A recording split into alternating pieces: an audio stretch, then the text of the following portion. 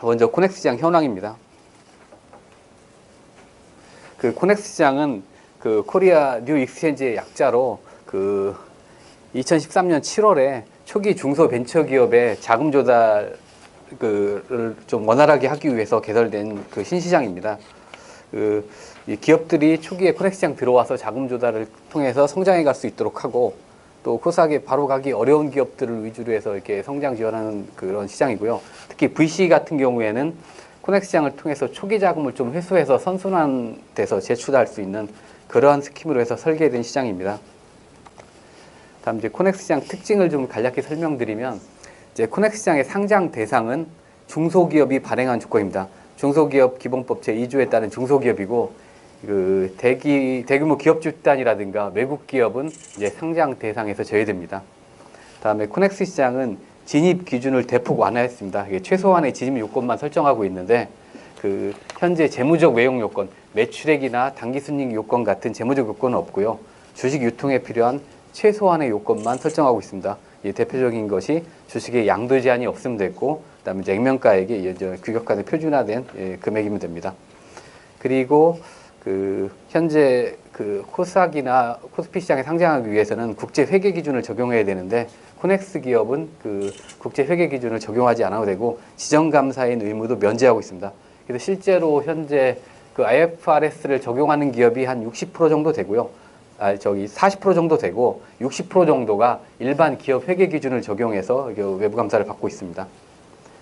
다음에 이제 코넥스 기업은 초기 중소벤처기업이 대부분이다 보니까 이 상장 부담을 크게 경감시켜주고 있습니다. 대표적인 게 공시 의무를 많이 축소해줬습니다. 분반기 보고서를 면제하고 있고, 또 수시 공시 사항도 코스닥에 비해서는 한 절반 정도로 이제 초기 중소기업에 해당되지 않는 공시 의무 사항 위주로 해서 면제시켜주고 있습니다. 그리고 지배구조 의무도 많이 축소해주고 있습니다. 현재 그 사회이사 선임 의무가 없습니다. 일반적으로 이제 이사 총수의 4분의 1 이상, 자산 2조 원 이상인 경우에는 3명이 50% 이상의 사회이사를 두도록 되어 있는데, 코넥스는 면제시키고 있고 상금 감사 선임 의무도 면제하고 있습니다. 다음 이제 코넥스의 특징 중에 하나가 시장 참여자입니다. 그러니까 시장 개설 초기에는 코넥스 시장을 전문 투자자 시장으로 설계했습니다. 그래서 이제 전문 투자자나 VC 그리고 개인인 경우에도 기본 예탁금이 초기에는 3억 원 이상인 투자자만 투자할 수 있도록 설계해서 시장을 개설했었고요.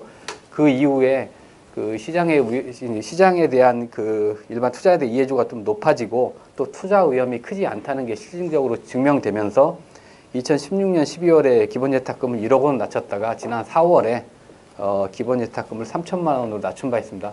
저희가 그 실증 분석해 보니까 기본 예탁금을 개인 투자자 3천만 원 낮춘 다음에 그 전후 한 달 정도를 비교해 보니까 실제로 개인 투자자가 한 7% 정도 증가된 걸로 그렇게 분석이 됐었습니다. 다음에 또 대표적인 특징이 지정자문인 제도입니다.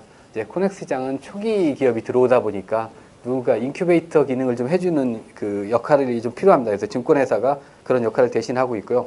그래서 증권회사가 지정자문인으로 상장 적격성 심사를 사실상 하고 있고요. 그 다음에 공시 업무를 대리해주고 있고, IR 지원, 그 다음에 기업 현황 보고서를 작성하고 있습니다.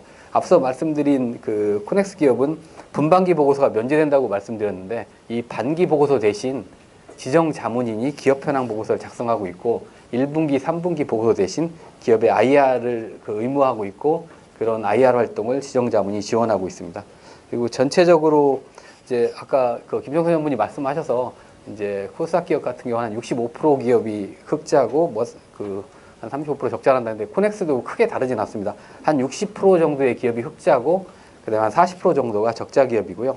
업종별로 보면 대부분 이제 IT 바이오 업종이 한 60% 이상 됩니다. 다음 이제 코넥스 시장의 성과라고 돼 있는데요. 이제 시장 현황 좀 간단히 설명드리면, 그 초기 시장 개설 당시에 시가총액이 한 5천억 정도 됐었습니다. 근데 이제 작년 말 기준으로 한 전체 시가총액이 6조 3천억 정도 되고, 현재도 뭐 크게 다르진 않습니다.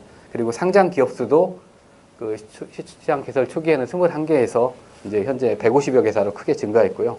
거래 규모도 시장 개설 초기에는 한 4억 원 정도밖에 안 되는데, 일평균 거래 대금이 작년 기준으로 한 48억 정도 됐고요. 올해는 작년에 이제 코스닥 시장 활성화 방안 영향으로 코넥스 시장까지 거래가 크게 늘면서 증가했다가 올해는 작년보다는 조금 줄어서 한 이제 30억대를 기록하고 있는 걸로 파악되고 있습니다.